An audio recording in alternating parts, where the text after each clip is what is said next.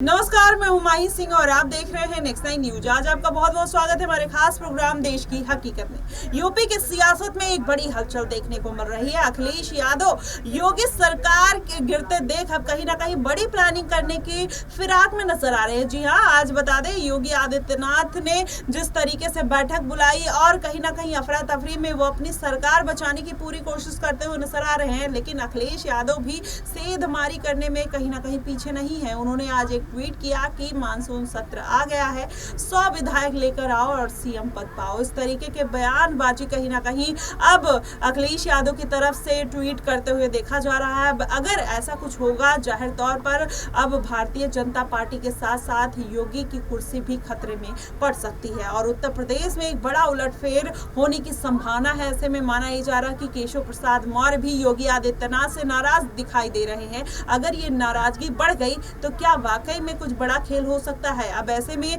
अब पार्टी से ही बगावत की खबरें निकलकर सामने आने लगी हैं। केशव प्रसाद मौर्य को सपोर्ट मिलने लगा है विधायकों का और ऐसे में योगी आदित्यनाथ भी कहीं ना कहीं परेशान नजर आ रहे हैं। अब ये परेशानी कहां तक जाएगी, क्या योगी आदित्यनाथ की कुर्सी छिन जाएगी? आज इन्हीं तमाम मुद्दों पर चर्चा करेंगे और जानेंगे कि आखिरकार इस बार का यूपी का समीकरण किस तरीके से और किसकी तरफ जाता हुआ दिखाई दे रहा है। हमारे साथ मनीष है। मनीष, किस तरीके से आपको लगता है कि इस बार यूपी में क्या कुछ बड़ा खेला होने वाला है? क्योंकि जिस तरीके से योगी आदित्यनाथ की कुर्सी खतरे में पड़ रही है और उसमें अखिलेश यादव पूरा सेंधमारी करने का प्रयास कर रहे हैं, क्या भूमिका निभा सकते हैं? जी बिल्कुल, अखिलेश यादव की भूमिका अगर लोकसभा चुनाव में देखी जाए तो लोकसभा चुनाव में काफ़ी अहम भूमिका उनकी नजर आती है और ऐसे में देखा जा रहा है जिस तरीके से 37 सीटें जीतकर यहाँ पर समाजवादी पार्टी का कद जो है अखिलेश यादव ने बढ़ाया है और ऐसे में अब आने वाले विधानसभा चुनाव 2027 को लेकर और यूपी में होने वाले उपचुनाव को लेकर अखिलेश यादव काफ़ी ज़्यादा तैयारियां करते हुए नजर आ रहे हैं। लेकिन अगर देखा जाए दूसरी तरफ तो भारतीय जनता पार्टी कुछ खास तैयारियां करती हुई नहीं देखी जा रही है, लेकिन वही तैयारियां ना करना ही भारतीय जनता पार्टी के लिए उपचुनाव कहीं ना कहीं हाथ से निकलने का एक संकेत यहां पर देता हुआ नजर आ रहा है। और ऐसे में अब देखा जा रहा है जिस तरीके से सीएम योगी आदित्यनाथ पर तमाम चीजों को लेकर गाज गिरती हुई नजर आ रही है, चाहे लोकसभा चुनाव में भारतीय जनता पार्टी का उत्तर प्रदेश में पिछड़ना हो या यहां पर अगर उपचुनाव को लेकर खासा तैयारियां ना करना हो। और यहां पर जिस तरीके से केशव प्रसाद मौर्य जो कि डिप्टी सीएम है सूबे के, वो भी यहां पर जिस तरीके से हमला करते हुए नजर आ रहे हैं सीएम योगी आदित्यनाथ पर, तो अब ऐसे में ये कहा जा सकता है माही कि आने वाले समय में योगी आदित्यनाथ जल्द ही भारतीय जनता पार्टी से या यूं कहें कि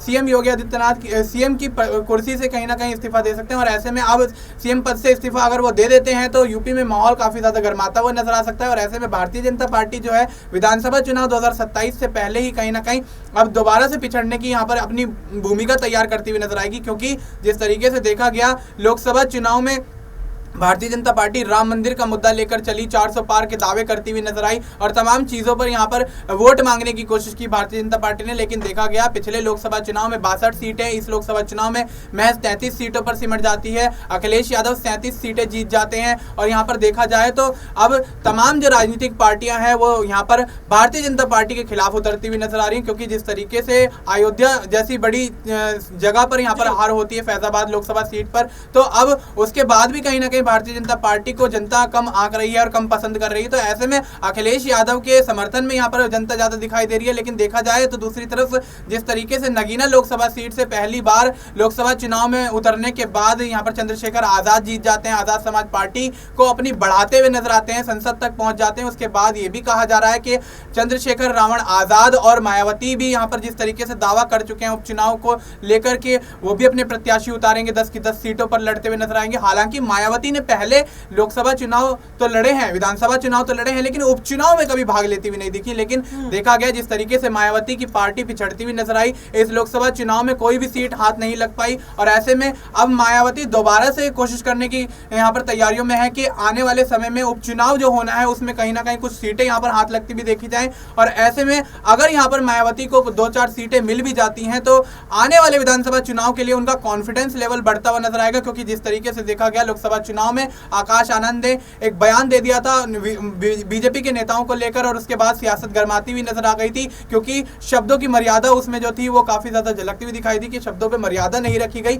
और ऐसे में आकाश आनंद को पार्टी से निष्कासित कर दिया गया, उनके 2 पदों से निष्कासित कर दिया गया। दोबारा से उनकी वापसी होती है। अब कहा यह भी जा रहा है कि आकाश आनंद की वापसी से मायावती की पार्टी मजबूत होती हुई नजर आएगी, आने वाले विधानसभा के उपचुनाव में उनको यहां पर जीत हासिल होती हुई नजर आएगी। लेकिन यह तो खैर आने वाला वक्त ही बताएगा कि मायावती क्या कुछ कमाल करती हैं, अखिलेश यादव क्या कुछ कमाल करते हैं, और चंद्रशेखर रावण आजाद क्या कुछ कमाल करते हुए नजर आएंगे। लेकिन भारतीय जनता पार्टी में जिस तरीके से अंतर्कलह मची हुई है, उसको देखते हुए यह कहा जा सकता है कि आने वाला विधानसभा उपचुनाव इतना आसान नहीं होने वाला है भारतीय जनता पार्टी के लिए। जी बिल्कुल, आपने अभी जिक्र किया मायावती और चंद्रशेखर आजाद और अखिलेश यादव का। आपको क्या लगता है कि इस बार के उपचुनाव में और विधानसभा चुनाव में इन तीनों का गठबंधन हो सकता है? क्या अखिलेश यादव सीएम पद बनाने के लिए, चेहरा देने के लिए आजाद को मना सकते हैं, मायावती को मना सकते हैं, उस लालच से अपनी पाले में खींचकर भारतीय जनता पार्टी को सत्ता से निकाल फेंकने के लिए कुछ भी बड़ी चाल चल सकते हैं? जी बिल्कुल माही, यहाँ पर कुछ भी हो सकता है। उत्तर प्रदेश की राजनीति का आप अंदाजा भी नहीं लगा सकते कि कितनी जल्दी यहाँ पर बड़े फेरबदल हो जाते हैं, और ऐसे में अब देखा जा रहा है कि जिस तरीके से लोकसभा चुनाव का परिणाम जिस तरीके से अखिलेश यादव ने सोचा था, उससे काफी ज्यादा ऊपर उनको यहाँ पर परिणाम आता हुआ नजर आया, और ऐसे में 5 सीटें लेकर यहाँ पर उम्मीद लेकर 5 सीटों की यहाँ पर चले अखिलेश यादव, जो कि 37 सीटें जीत जाते हैं। तो अब ऐसे में अखिलेश यादव जिस तरीके से अब एक्टिव होते हुए सूबे में नजर आ रहे हैं, उनकी एक्टिवनेस को देखते हुए यही कहा जा सकता है कि आने वाले विधानसभा उपचुनाव में, चाहे विधानसभा चुनाव 2027 में, अखिलेश यादव की जो भूमिका है वो काफी ज्यादा अहम रहने वाली है अन्य राजनीतिक पार्टियों, अन्य दलों के मुकाबले। और ऐसे में एक बड़े राजनेता के तौर पर उनका यहाँ पर एक इंट्रो भी यहाँ पर हो जाएगा जनता के सामने। और ऐसे में देखा जा रहा है जिस तरीके से आपने जिक्र किया कि मायावती और चंद्रशेखर रावण आजाद यहाँ पर साथ आ सकते हैं, तो शायद बिल्कुल यहाँ पर ये समीकरण बनते हुए नजर आ सकते हैं, क्योंकि जिस तरीके से देखा जा रहा है अखिलेश यादव अपनी पार्टी के उन नेताओं को, उन मंत्रियों को यहाँ पर माफ करने की बात करते हुए नजर आते हैं जो कि यहाँ पर बागी हो गए थे। और ऐसे में अगर यहाँ पर कोई भी यहाँ पर अपनी गलती स्वीकार नहीं करता तो उसके खिलाफ कार्रवाई करने की बात करते हैं। तो अखिलेश यादव का जो सॉफ्ट रुख यहाँ पर देखा जा रहा है, उसको देखते हुए यही कहा जा सकता है कि आने वाले समय में गठबंधन के लिए सही, चाहे पार्टी में यहाँ पर बगावत करने वालों के लिए दोबारा से दरवाजा खोलने की अगर बात करें, उसके लिए भी सही, यहाँ पर तमाम चीजों के लिए अखिलेश यादव खुले दिल से यहाँ पर वेलकम करते हुए नजर आएंगे। और ऐसे में देखा जा रहा है जिस तरीके से उत्तर प्रदेश का माहौल दिन पर दिन बदलता हुआ जा रहा है, भारतीय जनता पार्टी में जो फूट पड़ती हुई नजर आ रही है, उस फूट का भी कहीं ना कहीं फायदा अखिलेश यादव उठा सकते हैं। और आने वाले विधानसभा चुनाव 2027 में शायद यहाँ पर कुछ समीकरण ऐसे बन जाए कि यहाँ पर चंद्रशेखर रावण, मायावती और यहाँ पर देखा जाता है कि अखिलेश यादव जो है, तीनों एक साथ आते हुए नजर आ सकते हैं। मायावती जी बिल्कुल, ऐसे में देखना यही दिलचस्प होगा कि क्या वाकई में तीनों एक साथ आएंगे या फिर योगी आदित्यनाथ कुछ बड़ा खेला कर पाएंगे। क्योंकि जिस तरीके से 2019 के बाद योगी आदित्यनाथ ने कहीं ना कहीं, अगर देखा जाए तो अतीक अहमद है, मुख्तार अंसारी हैं, इन पर कहीं ना कहीं कमान कसी थी, क्या वो और सरकारें कस पाएंगी? क्या अखिलेश यादव उस तरीके का लॉ एंड ऑर्डर मजबूत करने में यूपी की जनता को सहयोग दे पाएंगे? ये बड़े सवाल खड़े होते हैं। ऐसे में मायावती और चंद्रशेखर आजाद हो या इंडिया गठबंधन हो, केवल भारतीय जनता पार्टी को हराने के लिए अगर इस तरीके की अगर चाल चलते हुए नजर आएंगे तो कहीं ना कहीं उत्तर प्रदेश की राजनीति बहुत अलग होती हुई दिखाई देगी, और उसमें सबसे ज्यादा जो नुकसान होगा वो जनता को होगा। क्योंकि जितनी भी पार्टियां हैं वो अपने फायदे के लिए अगर किसी भी पार्टी का इस्तेमाल करती हैं, चाहे इंडिया गठबंधन हो, तमाम ऐसे बड़ी बड़ी पार्टियां हैं जिन पर भ्रष्टाचार के आरोप लगे और भ्रष्टाचार करने के कितने सबूत मिले, लेकिन फिर भी आज वो गठबंधन में है। ऐसे में